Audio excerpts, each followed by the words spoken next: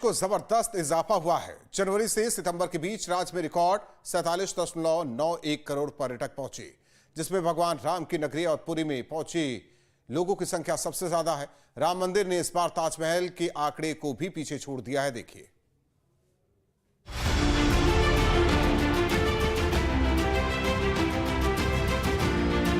पर्यटन की दृष्टि से यूपी को बड़ा उछाल मिला है।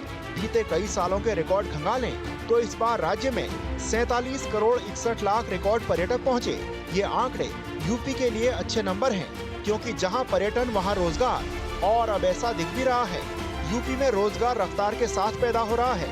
इसमें भी ज्यादातर पर्यटकों की भीड़ श्री राम की नगरी अयोध्या के लिए पहुँच रही है।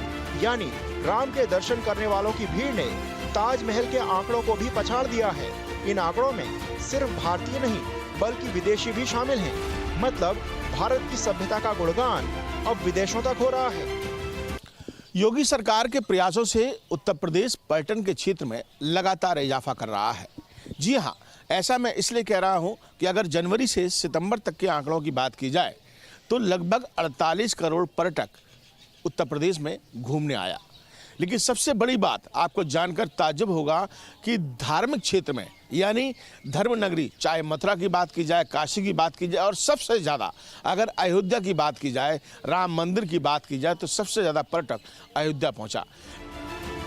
उत्तर प्रदेश पर्यटन विभाग की ओर से दी गई जानकारी के अनुसार इस साल जनवरी से सितंबर महीने तक यूपी में करीब 47 करोड़ 61 लाख पर्यटक आए, जिनमें अयोध्या आने वाले पर्यटकों की संख्या सबसे ज्यादा रही।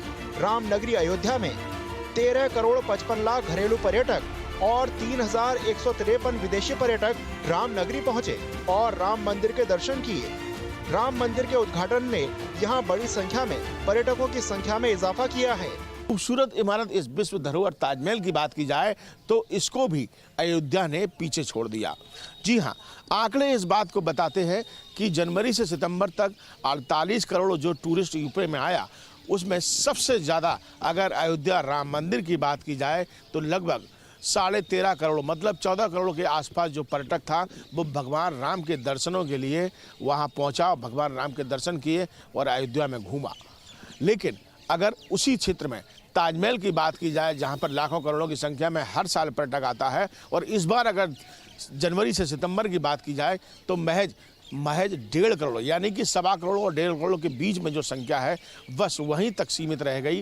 क्योंकि देशी विदेशी पर्यटकों की अगर संख्या की बात की जाए तो महज 1.25 करोड़ पर्यटक जो है वो ताजमहल के दीदार के लिए पहुंचा।